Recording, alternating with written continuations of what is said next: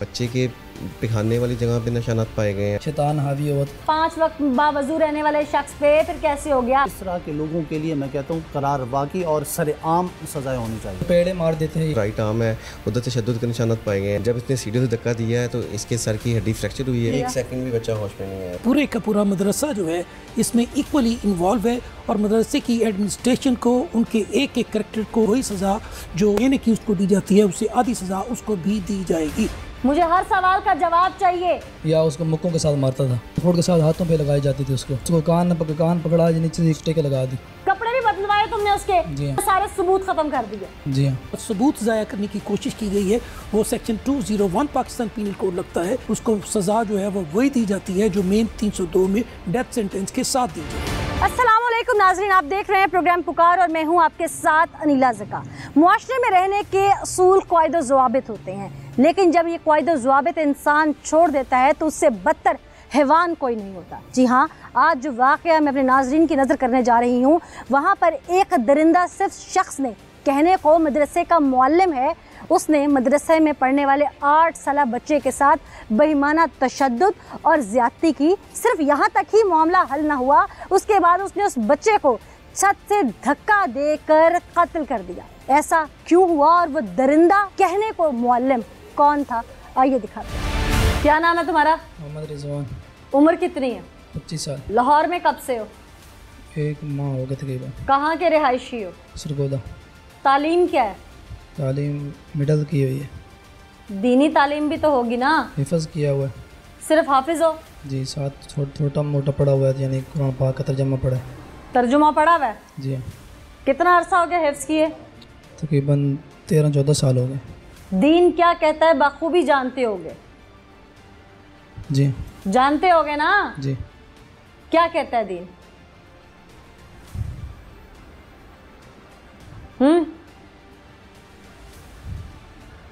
जो अमल किया है क्या दीन उसकी इजाज़त देता है? नहीं। दुनिया देती है? नहीं। इखलाकियात देते हैं? कानून देता है? शरीयत इजाज़त नहीं देती, कानून इजाज़त नहीं देता, इखलाकियात इजाज़त नहीं देती, क्या इंसानियत इजाज़त देती है? दीन की तालीम क्यों हासिल की जाती है? ज़िंदगी संवारने के लिए। सिर्फ अपनी ज़िंदगी या दूसरों तक पहुंचाने के लिए भी? दूसरों तक पहुंचाने के लिए। सीना बसीना आगे पहुंचाने के लिए हिफ्ज़ करते हो ना? जी। उसके बाद दीन की तालीम फैलाने का एक जगह बनाई हुई थी, जरिया बनाया हुआ था, वो क्यों बनाया हुआ था? दीन को फैलाने के लिए। दीन को फैलाने के लिए। तो क्या फैला रहे थे वहाँ? मुझे हर सवाल का जवाब चाहिए। बस वही बच्चों को वहाँ कुरान पढ़ा रहे थे। सही। तो इसके लिए तो वजू में भी रहते होगे? जी। नमाज भी पढ़ते होगे? जी। लोगों को शर से बचने की तरगीब भी देते होगे? जी। शैतान के हावी होने के मसाइल भी सुनाते होगे? जी। सुनाते हो ना? जी। चलो मुझे भी सुनाओ कुछ, फिर मैं अगला सवाल करती हूँ। सुनाओ क्या सुनाते थे लोगों को वहाँ बच्चों को तालीम देती थी, कुरान पाक पढ़ाया जाता था और साथ कायदा किताब नमाज तालीम और इस्लाम और छोटे मोटे वज़ू के नमाज के मसाइल पढ़ाए। इस्लाम बच्चों के मुताल्लिक क्या तालीम देता है, ज़रा वो बताओ। सिर्फ अपने बच्चे नहीं, किसी का भी बच्चा हो। यही है कि उसको बच्चे को अच्छी तरबियत की जाए, उसको अच्छा सिखलाया जाए, अच्छा तरीके से उसको पढ़ाया जाए, उसका अच्छा लहजा बनाया जाए, कुरान पाक उसको पढ़ने का अच्छा अंदाज़ा हो जाए। बस यही? बाकी ये है कि साथ साथ वो उसको कलमा नमाज रोज़ा जितनी चीज़ें हैं इनको वो साथ साथ सिखला दी जाए। कैसा सलूक रवा रखने की तालीम देता है दीन? बच्चों के साथ कैसा सलूक रवा रखने की तालीम देता है? अच्छा सलूक, यानी कि उनको प्यार मोहब्बत के साथ पढ़ाया जाए। अच्छा, हुस्ने सलूक को तुम किस नज़र से देखते हो जो दीन ने तुम्हें आज तक सिखाया और तुम आगे सिखा रहे थे?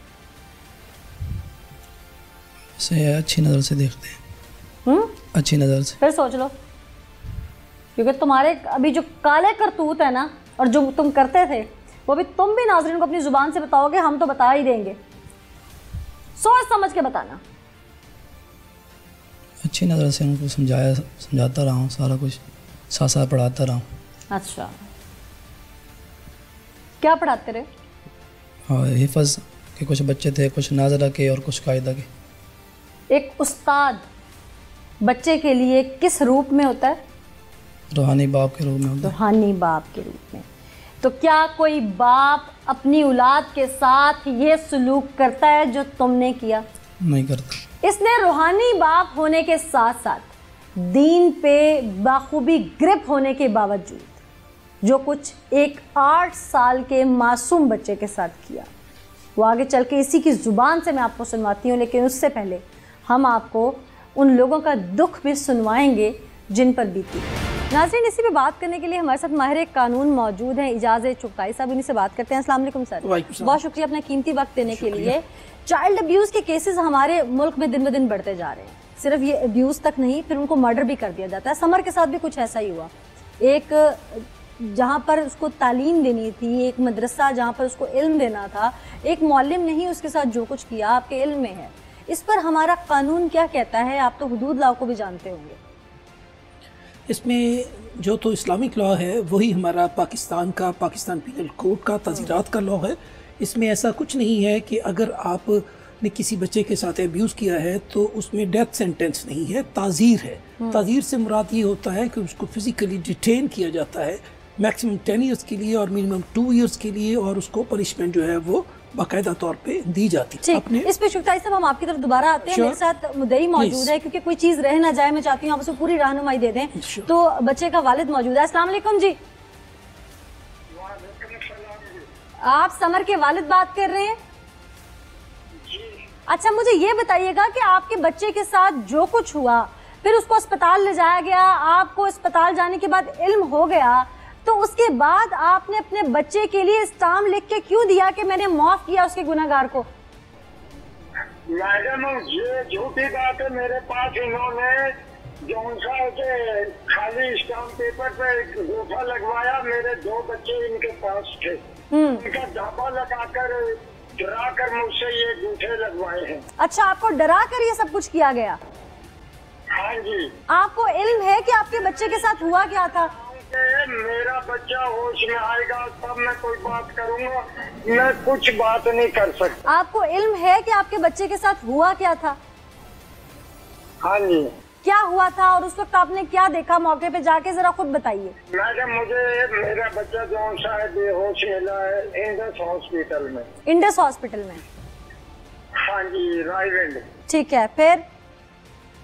और उसके बाद मेरे पास जब इतला पहुंची तो तकरीबन कोई 10:30 पौने 11 का टाइम था। अच्छा, मुझे ये बताइएगा कि आपको क्या बताया गया कि आपके बच्चे को क्या हुआ है? मुझे डॉक्टरों ने बताया था कि बच्चे के साथ जाती हुई है, कफस का शिकार बनाया था और इसका बाजू भी टूटा हुआ है, टांगे में 2 में फ्रैक्चर है और मुकम्मल पसलियां जो है वो भी फ्रैक्चर है। इस वजह से इंडस वालों ने मुझे चिल्ड्रन हॉस्पिटल। नहीं, मुझे बताइए, आपको इंडस हॉस्पिटल वालों ने तो बता दिया कि बच्चे के साथ ये हुआ है, मदरसे वालों ने क्या बताया था कि बच्चे को हॉस्पिटल क्यों लेके गए हैं? जो उन्होंने बोला है ना कि मौलवी लेके गया है, हाँ, ये भी उन्होंने झूठ बोला है। अच्छा। वहाँ पे उसी गरज का तालिबे इल्म बच्चा मेरे बच्चे के जितना उम्र में था, उसने बताया कि हम इसको खोती रेडी पे रख कर लाए हैं और कमरे में ये नंगा मादरजात मिला है, हमने खुद इसको कपड़े पहना कर हॉस्पिटल लेके आए हैं। तो अस्तगफिरुल्लाह, अल्लाह आपको सब्र दे। आपके बच्चे के साथ जो कुछ हुआ, आप बाप हैं, फिर आप पे इल्जामात भी लगाए जा रहे हैं कि आपने अपने बच्चे का सौदा कर लिया है उसके कत्ल का, और आपने स्टाम्प भी लेके दे दिए, जैसे कि आप बता रहे हैं कि आपसे स्टाम्प खाली साइन करवाया गया और आपके 2 बच्चे आपसे बेजा में रखे गए। एक बाप जिसके 8 साल के बेटे के साथ बर्बरी ढाई गई, फिर उस बाप पे प्रेशर डाला गया और उससे अंगूठे लगाए गए खाली स्टाम्प पेपर के ऊपर कि मैंने माफ़ किया कातिल को। दिमाग भी ये बात नहीं मानता, अकल फहम वाले भी ये बात नहीं मानते कि कोई बाप क्यों माफ़ करेगा जिसके बच्चे पे बर्बरी ढाई गई है। उस बच्चे को पहले तो ब्रूटल रेप किया गया, उसके बाद उसको छत से गिरा कर मार दिया गया।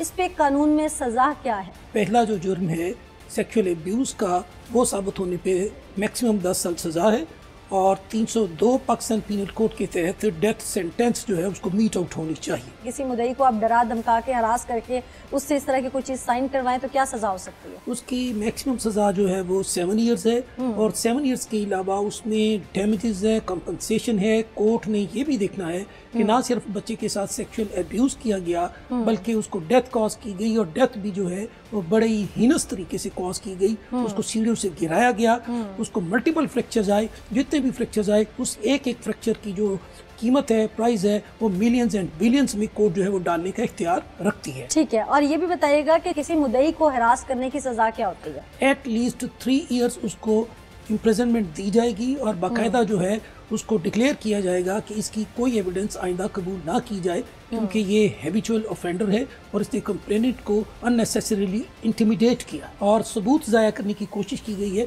वो सेक्शन 201 पाकिस्तान पीनल कोड लगता है तो 201 में उसको सज़ा जो है वो वही दी जाती है जो मेन 302 में डेथ सेंटेंस के साथ दी जाएगी। और ऐसे संगीन जुर्म को जो कोई छुपाने में मुआवनत करता है वो भी किस जुमरे में सज़ा पाता है? हाँ जी, वो अबैटमेंट में होता है और अबैटमेंट ये है कि पूरे का पूरा मदरसा जो है इसमें इक्वली इन्वॉल्व है और मदरसे की एडमिनिस्ट्रेशन को उनके एक एक करेक्टर को इंडिविजुअली और सेवरली बाकायदा तौर पे 109 में वही सज़ा जो मेन करेक्टर को, मेन कल्प्रिट को, मेन एक्यूज़ को दी जाती है उससे आधी सज़ा उसको भी दी जाएगी। ठीक, बहुत शुक्रिया चुगताई साहब, आपने डिटेल्स हमसे शेयर की कि हमारा 1973 का आइन इसके बारे में क्या कहता है। उसके बाद 1973 के आइन में चाइल्ड अब्यूज़ को लेकर अमेंडमेंट भी की गई और कानून को, इसकी जो बिल को स्ट्रॉन्ग किया गया, इसको मजबूत किया गया ताकि किसी भी बच्चे के साथ ये सब ना हो सके।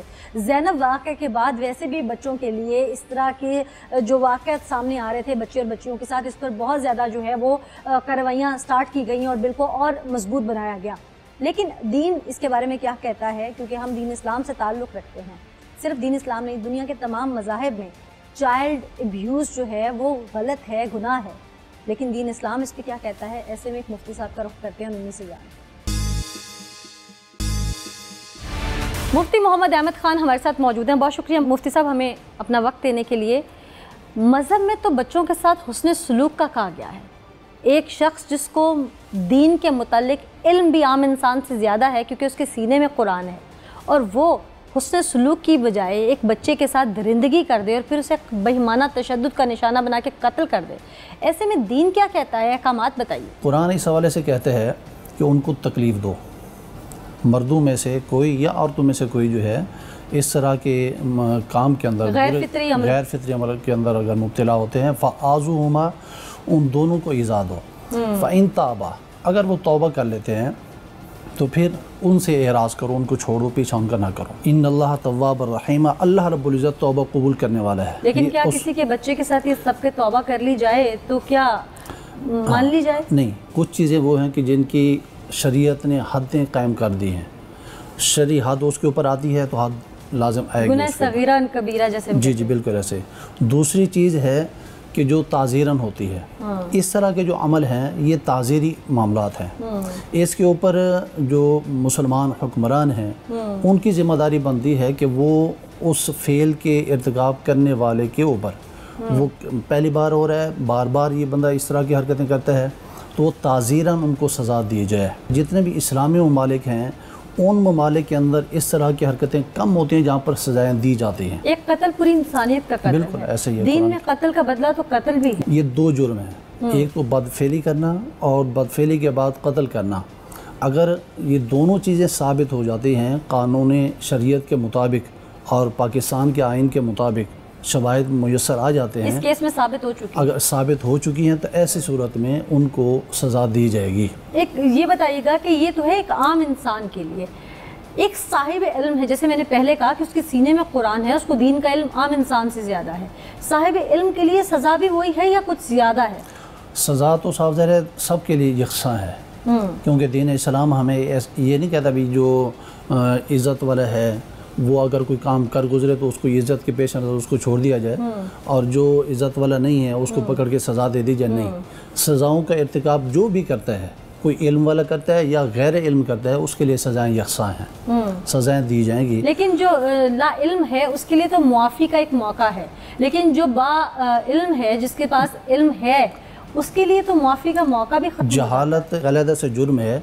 अगर कोई बंदा किसी जहालत की वजह से भी कोई किसी गुनाह का इर्तिकाब करता है तो उसको भी सज़ा दी जाएगी कि जब इल्म इतना आम है तो ये बंदा इसने इल्म हासिल किया क्यों नहीं। मुफ्ती साहब, ये दुनिया में तो कहा गया कि सज़ा यकसा है, लेकिन रोज़े महशर का भी तो कहा गया कि जो इन लोगों के पास इल्म ज़्यादा है जाहिल की निस्बत, उनको जो है वो निचले दर्जे में दोज़ख के फेंका जाएगा कि इल्म होने के बावजूद भी उन्होंने इतना बड़ा गुनाह किया। इस हवाले से मैं गुजारिश ये करूँगा कि हर फील्ड के अंदर काली भेड़ें मौजूद हैं। वो कोई आलिम हो, वो कोई गैर आलिम हो, वो डॉक्टर हो, वो किसी मीडिया से ताल्लुक़ रखता हो, वो किसी भी शोबा ज़िंदगी से ताल्लुक़ रखता हो, हर जगह पर हर तरह के लोग मौजूद हैं। तो जहाँ पर जैसे भी लोग मौजूद हैं, जहाँ पर भी गंदे लोग मौजूद हैं, उनके लिए सज़ा करार वाक़ई होनी चाहिए। ये तो इसका जवाब नहीं है, ये तो अल्लाह के यहाँ फैसला है। अल्लाह के यहाँ डॉक्टर, इंजीनियर, इनके शोबों को किधर ले गए? आप सिर्फ बताइए कि जो अल्लाह ने दीन हम पे भेजा, जो उसकी नफ़ी करता है, उसका इल्म रखते हुए नफ़ी करता है, उसकी सज़ा क्या होगी? मैंने गुजारिश यही की है कि दीन जो है ये सिर्फ मौलवियों का नहीं है, पूरी मौलवी इसके ठेकेदार नहीं है। मेरे सवाल को नहीं समझे। जो साहिब इल्म है उनका काम है आगे इल्म पहुंचाना, जो खुद इल्म रख के हम जैसे लोगों के तक इल्म पहुंचा रहे हैं, अगर वो जो काम करेंगे हम तो समझेंगे जायज़ है। उनके लिए मैंने दो टोक बात कही है कि कोई भी है, वो कोई मुफ्ती है, आलिम है, मौलवी है, मुदर्रिस है, नाजिम है, जो भी है, उसको ऐसी सज़ा दी जाए कि वो दूसरों के लिए इबरत बने। मुझे ये बताइएगा कि वो कौन से बाइल्म लोग होंगे जिनको जहन्नुम के निचले दर्जे में फेंका जाए? वो कुरान करीम के अंदर वाज़े कहा गया कि वो बात तुम कहो नहीं जो तुम करते नहीं हो। अगर ऐसे लोग जो मिंबर और मुसल्ले के ऊपर बैठकर तबलीग करते हैं लेकिन अमल नहीं करते, अमल इस तरह का है जिस तरह का ये केस हमारे सामने आया हुआ है, तो इस तरह के लोगों के लिए मैं कहता हूँ करार वाक़ई और सरेआम सज़ाएं होनी चाहिए, और रोज़े महशर भी हो, रोज़े महशर भी होगी। बहुत शुक्रिया मुफ्ती साहब, आपने हमसे दीन के मुताल्लिक, मज़हब के मुताल्लिक, इस्लाम क्या कहता है, बाइल्म लोगों के लिए क्या कहता है। वो बाइल्म का मतलब होता है कि उनके पास इल्म मौजूद है, अच्छाई और बुराई का इल्म मौजूद है, इसके बावजूद भी अगर वो इतना संगीन नौयत का जुर्म करते हैं, ऐसा गुनाह करते हैं, कुछ गुनाह की नौयत होती है जिस पे आप अल्लाह से मुआफ़ी मांग सकते हैं, कुछ गुनाह सिर्फ दिल आज़ारी करते हैं, कुछ ऐसी ठेस पहुंचा जाते हैं जिससे कई नस्लें जो हैं हिल के रह जाती हैं, जैसे कि इस केस में, समर के केस में हुआ। 8 साल का बच्चा, सिंगल पेरेंट, बाप ने सिर्फ इस वजह से उस मदरसे में छोड़ दिया कि इल्म सीखेगा, मेरा बच्चा दीन की राह पे चलेगा, दुनिया में अच्छाई और बुराई की तमीज़ कर सकेगा, और 3 हफ्ते के बाद उस बच्चे के साथ जो बर्बरी ढाई गई, उसकी ज़िंदगी उससे छीन ली गई, उसकी पसलियाँ टूट चुकी थी, उसके जिस्म की हड्डियाँ टूट चुकी थी, उसके जिस्म के अंदर बहुत ज़्यादा ऐसे ब्रूटल कट्स थे जिनको मैं एक्सप्लेन नहीं कर सकती ऑन कैमरा, मैं बता नहीं सकती कि वो क्या क्या था। ऐसे शख्स के लिए और साहिब इल्म शख्स के लिए यकीनन करार वाक़ई सज़ा दुनिया में भी और आखिरत में भी होनी चाहिए। पुलिस डिपार्टमेंट की तरफ से पूरे केस को इंटरोगेट किया गया। क्या इंटरोगेशन थी, आइए आपको। ज़ैन साहब, मुल्ज़िम एक ढीठ और शातिर दरिंदा है, कैसे इंटरोगेट किया इसको? हमने इंचार्ज साहब और एसपी साहब ने हिदायत के मुताबिक हमने जो भी इसके साथ जितने भी सबूत वगैरह टेक्निकल एविडेंस इकट्ठे करके, इसको सारा कुछ इकट्ठे करके, इसको लेके हर जगह पे तफ्तीश करके दरियाफ्त अमल में ला के सारे सबूत इकट्ठे किए हैं। सबूत इकट्ठे करने के बाद इससे अपनी कन्फेशन कैसे करवाया? कन्फेशन इसे पूरी बात है, इसे पहले जब पता चल गई, हमें हर चीज़ पता चल गई, दरियाफ्तें हमने अमल में ले ली, हर वहाँ से आगे पीछे से पूछ लिया। जब ये चीज़ आगे पीछे करता था, हमें हर चीज़ का पहले आइडिया हो चुका था कि ये चीज़ यहाँ से यहाँ घुमाना चाह रहा है। एक चीज़ और, मदरसे में 2 लोग थे, एक हेड मदरसा और एक ये, आप लोगों को कंफर्म कैसे हुआ कि यही एक्यूज्ड है? क्या आप लोगों ने उनको भी इंटरोगेट किया जो हेड थे? उसको भी इंटरोगेट किया। बेसिकली जो सारा काम मदरसे का था ये संभालता था, वो इंतज़ामिया का काम करता था, मतलब बाहर से फंड वगैरह इकट्ठा वो करता था। जो इसका काम था बच्चों को पढ़ाना वगैरह सारा काम करना, वो सुबह आता था और शाम को आता था, बाकी सारा काम इसका, वो सोता भी इधर नहीं था, वो करी। क्या उसके इल्म में था कि ये सब कुछ कर चुका है? ये उसके इल्म में नहीं था। इससे पहले ही सरगोदा से आया हुआ है, तो क्या पहले भी पीछे कोई ऐसी वारदात करके आया है? इसका अभी इस तरह का कोई रिकॉर्ड नहीं निकला, सबका रिकॉर्ड सामने नहीं आया। सामने नहीं। अच्छा, जो मकतूल दुनिया में नहीं रहा, उसके बाप से इन्होंने कोई स्टैम्प पेपर भी साइन करवाया था, क्या उसके बाप को इल्म था कि मेरे बेटे के साथ ये सब कुछ हो चुका है? नहीं, इसके बाप को कोई चीज़ का इल्म नहीं था। जब उसको इल्म हुआ तो उसने बाकायदा एफआईआर कराई इसके उनके ऊपर। क्या मदरसे में और भी ऐसे बच्चों से आपने जांच पड़ताल की है कि कोई और भी विक्टिम है?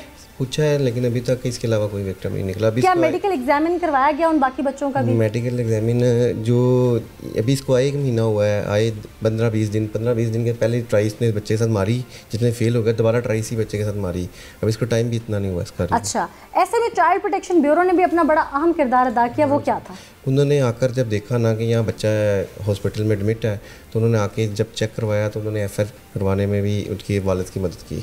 अच्छा, चाइल्ड प्रोटेक्शन ब्यूरो ने ही सबसे पहले उस पर शोर शराबा किया और पुलिस को इतला की, या इससे पहले पुलिस पहुंच चुकी थी? पुलिस तो पहले मौके पे पहुंच चुकी थी, लेकिन जो इनके वालिद साहब थे वो एफआईआर नहीं करवा रहे थे ना, क्योंकि जब उनके साथ स्टाम्प पेपर हो गया तो कहते थे उनको इस बात का इल्म नहीं था। तो क्या इस बच्चे का वालिद अपने बच्चे का कत्ल का सौदा कर रहा था?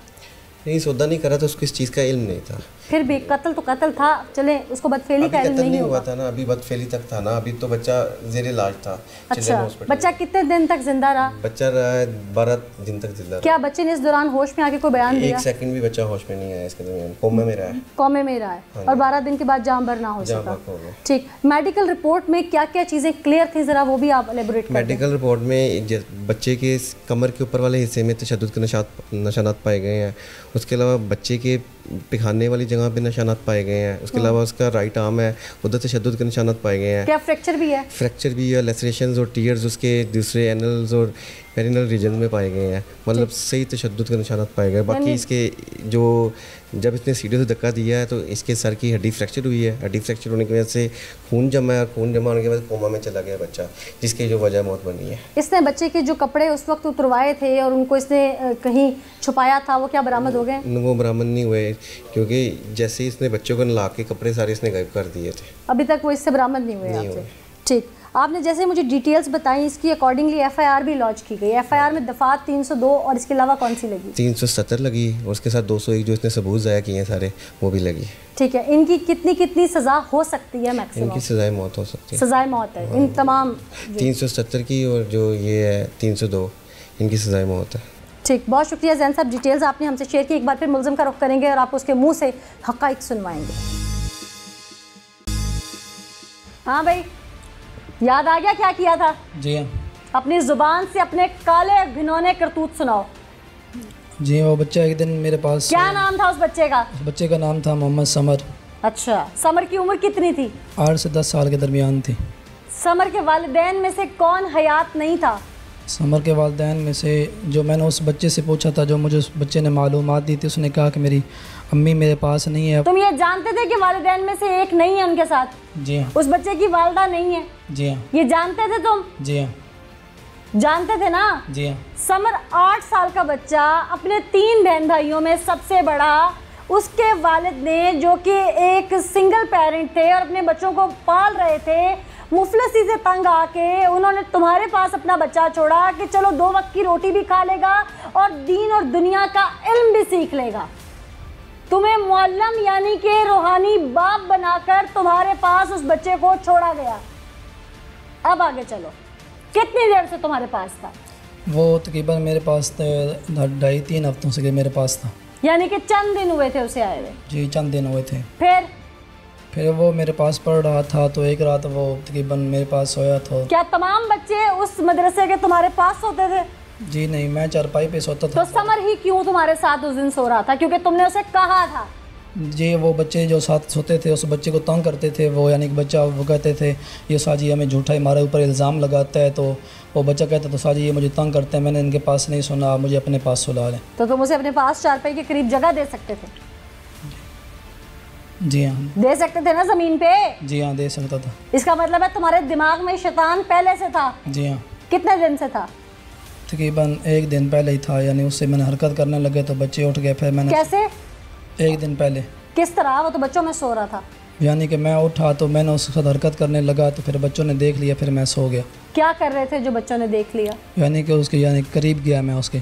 करीब तो उस्ताद जाते हैं, शफकत भरा हाथ भी सर पे रखते हैं। तुम क्या कर रहे थे जो बच्चों ने देख लिया? मैंने उसके करीब गया और मैं उसके हाथ लगाने लगा तो बच्चे उठ गए। कहाँ हाथ लगा रहे थे? उसके कपड़ों पे, कमीज पे, सीने पे, कंधे पे? कमीज पे। कमीज पे हाथ लगा रहे थे तो उस्ताद थपकी भी देते हैं कंधे पे। बात नहीं समझ आ रही मुझे। जी, जुबान से खुल के बताओ। मैंने कहा वो बच्चों ने ये सोचेंगे वो उस्ताद इसके साथ गलत छेड़छाड़ी कर रहे हैं। कैसे बच्चे सोचेंगे? यानी कि भले उस्ताद भी इसके साथ गलत फेल करने लगे हैं। मुझे सिर्फ ये बताओ कि तुम उस वक्त एग्जैक्टली क्या कर रहे थे? एग्जैक्टली मैं उसको यानी कि जगा रहा था अपने पास सुलाने के लिए। सब बच्चों में जब वो सोया हुआ था तो मुझे उठा रहे थे? जी हाँ। क्या कह के उठा रहे थे? समर भाई उठ जाओ। और क्या करो उठ के? उठ के ये कि मेरे करीब आ जाओ। अच्छा, ये तो एक रात पहले का वकूआ है। जी हाँ। उससे पहले शैतान कितनी देर का तुम्हारे दिल में था? उससे पहले नहीं था। उस दिन कैसे आ गया अचानक? वो शैतान गालिब आया तो मैं कैसे आ गया? कोई गलत वीडियोस देखते थे? कोई इस तरह का कंटेंट जो तुम अपने मोबाइल फ़ोन में यूज़ करते थे, क्या करते थे?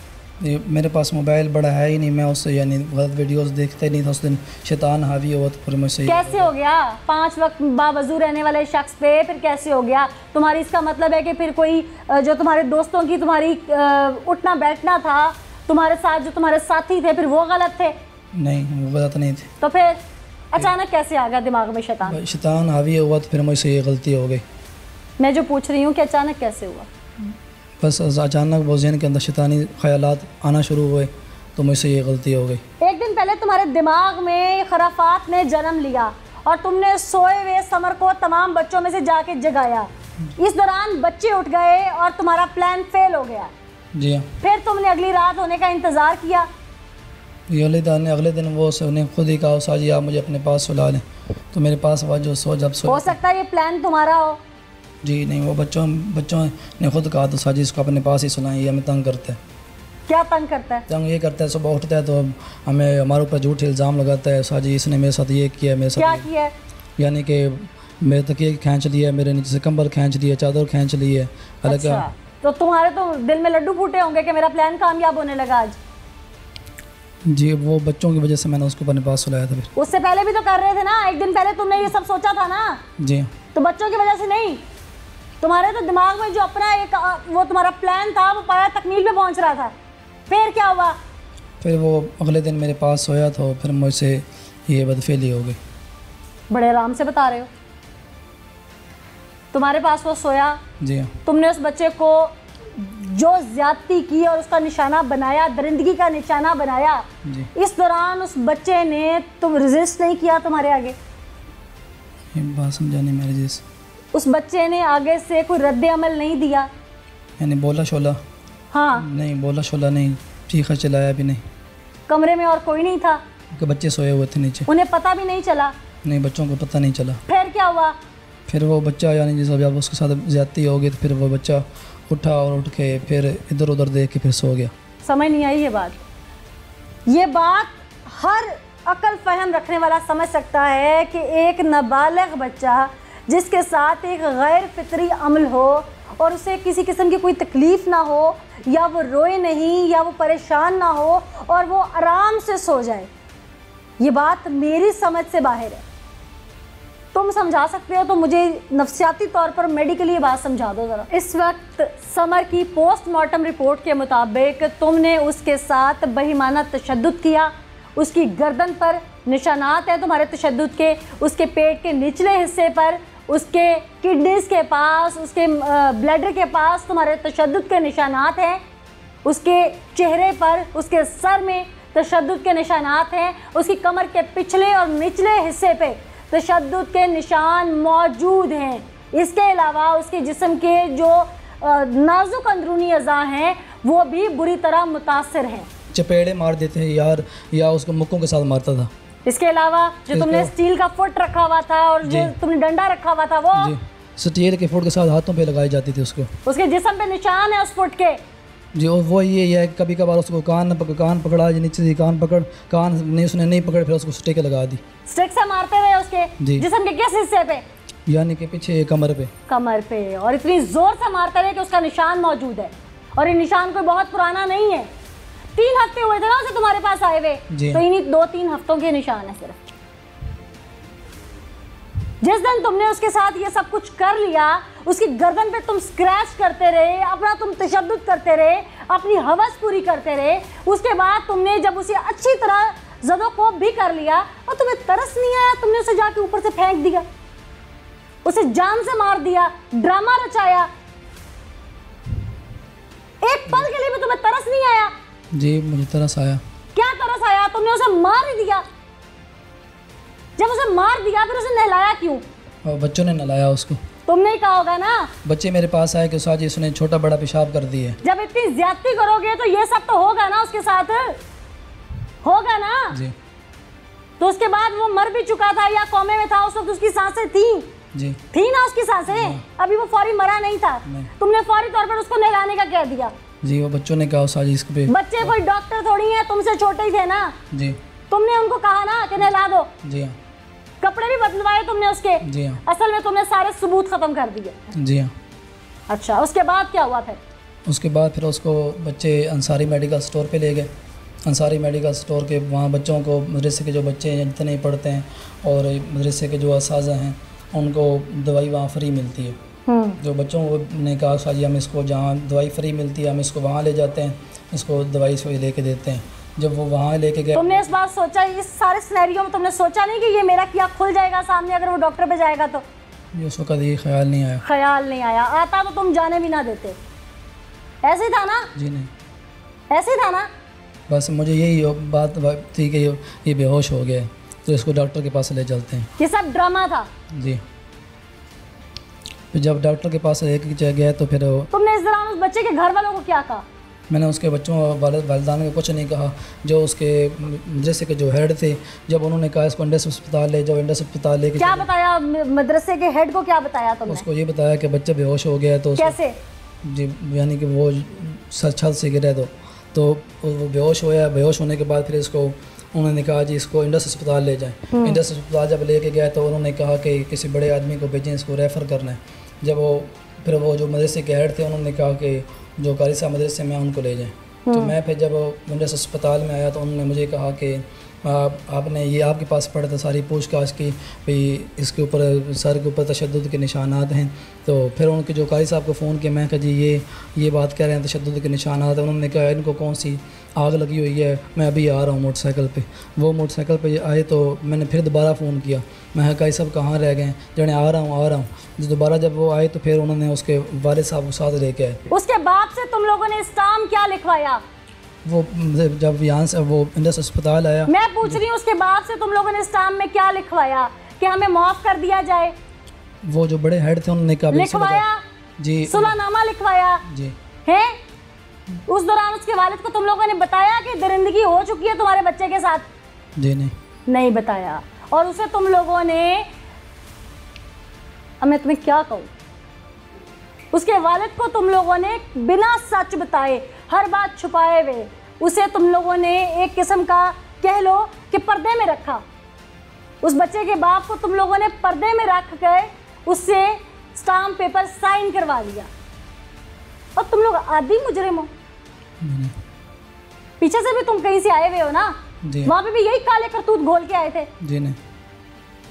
नाज़रीन, ये जो शख्स इस वक्त मेरे सामने खड़ा है, कहने को ये बच्चों को दीनी तालीम देता है, कहने को इसके सीने में पाक किताब है, लेकिन अफसोस सद अफसोस तौबा अस्तगफिरुल्लाह, इसने हम जैसों को इसने क्या तालीम देनी थी, ये तो ख़ुद उस पाक किताब को सीने में रख के शैतानियत पर उतर आया। इसने उस 8 साल के मासूम बच्चे को, जो 3 हफ्ते पहले उसका बाप सिंगल पैरेंट होने की वजह से इसके पास छोड़ के गया था, इसने उस बच्चे के साथ बर्बरियत ढाई, उसे ज़दकोब किया, उस पर बेईमाना तशद्दुद किया, उसके साथ तमाम वो काले करतूत घोले जो शायद मेरी ज़ुबान कांप जाए बताते हुए। मेडिकल रिपोर्ट, पोस्टमार्टम रिपोर्ट चीख चीख के बता रही है कि ये उसके साथ किस तरह से ज़्यादती करता रहा। उसके बाद वो बच्चा किसी को बता ना दे, इस शख्स को तरस ना आया और ये छत पे गया, जाके उस बच्चे को इसने छत से फेंक दिया। फिर इसने तमाम सबूत मिटाते हुए उस बच्चे के कपड़े चेंज करवाए। उस मदरसे में पढ़ने वाले तमाम तालिब इल्मों में ये बात फैला दी कि ये बच्चा फिसल के गिर गया है। फिर इसने उस बच्चे को नहलाया, अपनी तरफ से बिल्कुल उसे क्लियर करके उसे फॉर्मेलिटी पूरी करने के लिए करीबी अस्पताल भेज दिया। जैसा कि ये बता रहा है कि अगर मुझे इल्म होता या मेरे दिमाग में ज़रा भी ये बात आती कि डॉक्टर्स ये बात बाहर निकाल देंगे तो मैं इसे हॉस्पिटल भी ना जाने देता। फिर वहाँ से इसने उसके बाप को बुलवा के, प्रेशर डलवा के, सिर्फ इस बात पे स्टाम्प साइन करवा लिया कि आपका बच्चा अपनी तबई मौत मर चुका है। और वो वालिद जो कि मज़दूर था, एक वक्त की रोटी थी नहीं थी, घर में 2 बच्चे और थे, बच्चों की वालिदा सर पे नहीं थी, उस बेचारे ने इनको स्टाम्प लिख के दे दिया। उसके बाद जब ये बच्चे को इंडस हॉस्पिटल से चिल्ड्रन हॉस्पिटल ले जाया गया। डॉक्टर्स ने पूरा मुआयना किया तो उसमें साबित हुआ कि बच्चे के साथ दरिंदगी की गई है और उसका मुअज्जब था ये शख्स। उसके बाद एफआईआर दर्ज हुई, पुलिस ने इसको अरेस्ट किया और फिर अपने तमाम टेक्निकल तरीक़ों से इससे उगलवाया जो इसने किया था। अभी भी इसने हम लोगों को बहुत घुमाने की कोशिश की, लेकिन बिलाखिर टीम पुकार ने सच सामने ला खड़ा किया। खुदारा मेरी अरबाब इख्तियार से अपील है कि ऐसे दरिंदे को मुआशरे में रहने का हक़ नहीं, इसे कैफरे किरदार तक ज़रूर पहुँचाइए, इसे सज़ाए मौत दीजिए, क्योंकि इसने एक मासूम बच्चे से, अभी एक फूल था, उसने अभी दुनिया में खेलना था, उसने अभी दुनिया देखनी थी, इसने उससे दुनिया छीन ली। न जाने उस वक्त उस बच्चे पे क्या बीती होगी। उसने अपने बाप को याद किया होगा, माँ को याद किया होगा, बहन भाइयों को याद किया होगा, तरसा होगा कि मेरा कोई रिश्ता मुझे बचा ले, लेकिन अफसोस उस वक्त कोई ना था और ये दरिंदगी ढाता चला गया। मैं अपील के सिवा और फ़िलहाल कुछ कर भी नहीं सकती। अपना फ़र्ज़ मैंने पूरा किया, अब बाकी हमारी अदलिया के हाथ में। इसके साथ मुझे दीजिए इजाज़त, फिर हाज़िर होंगे अल्लाह ने के बाद।